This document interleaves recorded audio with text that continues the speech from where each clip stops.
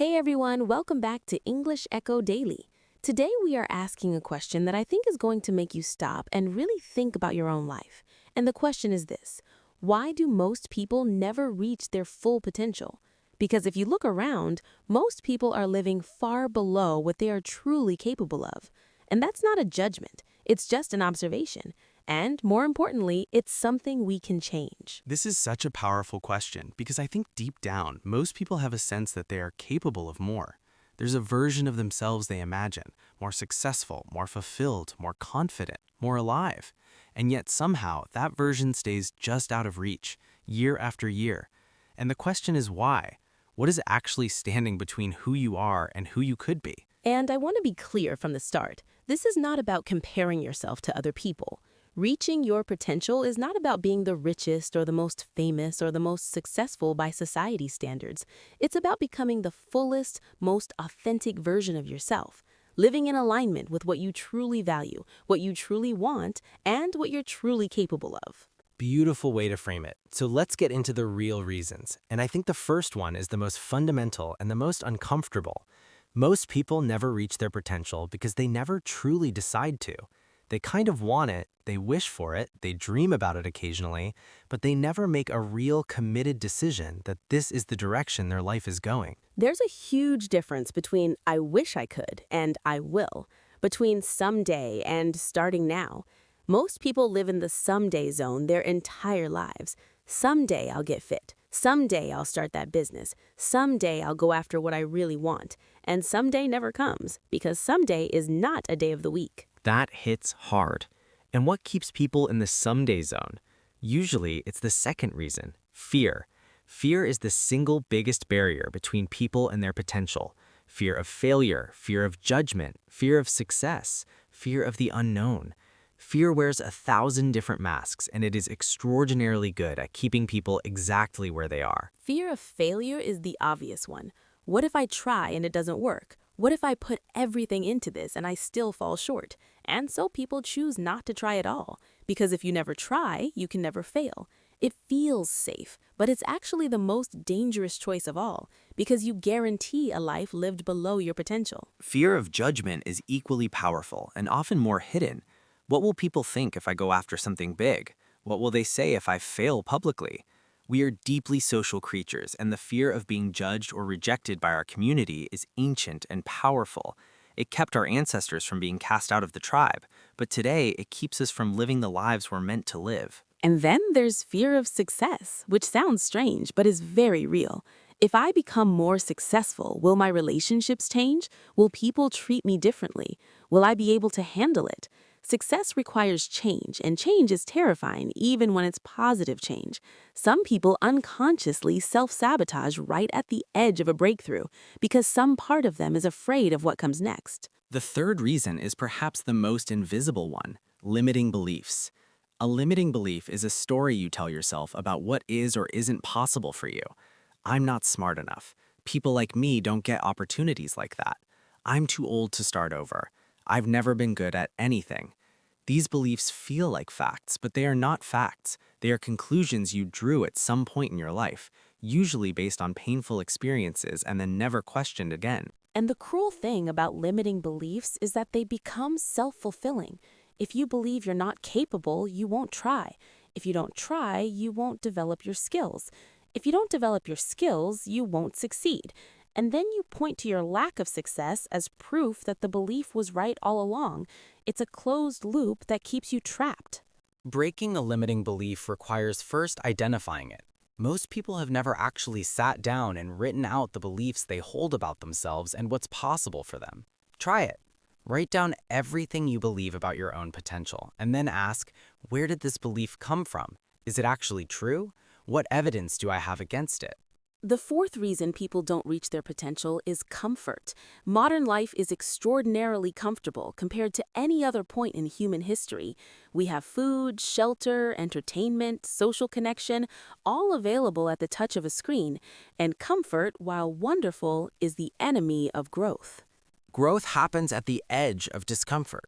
Every skill you've ever developed required a period of being bad at it, of struggling, of feeling incompetent. Every meaningful achievement in your life came from pushing through something difficult. But when comfort is so easily available, the temptation to retreat to it instead of pushing through the discomfort is enormous. Comfortable misery is a phrase I find really powerful. It describes the state of being unhappy with where you are, but not uncomfortable enough to change. You're dissatisfied, but not desperate. Frustrated, but not enough to act. And so you stay, because staying is comfortable even when it's also miserable. The fifth reason is the environment. You are deeply shaped by the people around you and the environment you live in. If everyone around you is thinking small, playing it safe, accepting mediocrity, that becomes your normal. Your expectations, your ambitions, and your sense of what's possible are all calibrated by your environment. Show me your friends and I'll show you your future. There's a lot of truth in that. Not because people are bad influences necessarily, but because we unconsciously adopt the standards, the habits, and the beliefs of the people we spend the most time with. If your circle is not growing, it becomes very hard to grow yourself. And this doesn't mean abandoning everyone in your life. It means being intentional about adding people who challenge you, inspire you, and hold a higher standard. Mentors, communities, even books and podcasts, these are all ways of expanding your environment beyond your physical circumstances. The sixth reason is lack of clarity. A lot of people don't reach their potential simply because they don't know what their potential looks like. They have a vague sense of wanting more or wanting better, but they haven't defined what that actually means for them specifically. And you cannot hit a target you cannot see. Clarity is power. When you know specifically what you want, what it looks like, what it feels like, what you'll need to do to get there, your brain can start organizing your actions around that vision. Without clarity, your energy is scattered in every direction and you make very little progress in any one direction. Spend time getting clear on what reaching your potential actually means to you. Not to your parents, not to society, not to social media, to you. What does a life well lived look like for you specifically? What would you do if you knew you couldn't fail? What would you regret not having tried? And the seventh reason, and this might be the most actionable one, is inconsistency. Most people have moments of motivation and inspiration where they go hard, take action, make progress, and then life gets in the way. Motivation fades and they stop. And then the cycle repeats. Bursts of effort followed by long periods of inaction. Potential is not realized in moments of inspiration. It's realized through consistent, daily action over long periods of time. The person who works on their craft for 1 hour every single day will always outperform the person who works for 10 hours once a month. Consistency compounds. Small actions, repeated daily, produce extraordinary results over time. You don't rise to the level of your goals, you fall to the level of your systems. That idea from author James Clear is so important. It's not about wanting it badly enough. It's about building the daily systems and habits that make progress automatic, regardless of how you feel on any given day. So what do we do with all of this? How do we actually start closing the gap between who we are and who we could be? I think it starts with one honest question. In what area of my life am I living below my potential? And what is the real reason?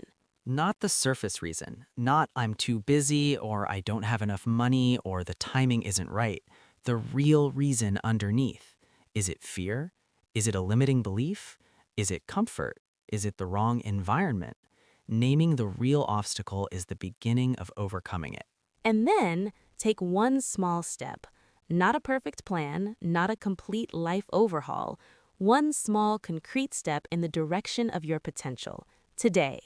Because the gap between where you are and where you could be is not closed in one dramatic leap. It's closed one small, consistent step at a time. Most people overestimate what they can do in a week and massively underestimate what they can do in a year of consistent effort. Give yourself a year of real commitment to your growth, to your potential, to the best version of yourself, and you will be amazed at where you end up. Your potential is not a fixed thing. It expands as you grow. Every time you push past a limit, your sense of what's possible expands. And the person you become through that process is worth far more than any specific goal you achieve along the way. Don't let your life be the story of what could have been. Make it the story of what happened when someone decided to go all in on themselves. That decision starts now, and it starts with you. Thank you so much for listening to English Echo Daily today. We hope this episode gave you both fantastic English practice and a real spark to go after something bigger in your life. See you in the next episode. Bye, everyone. Go be who you are meant to be. Bye!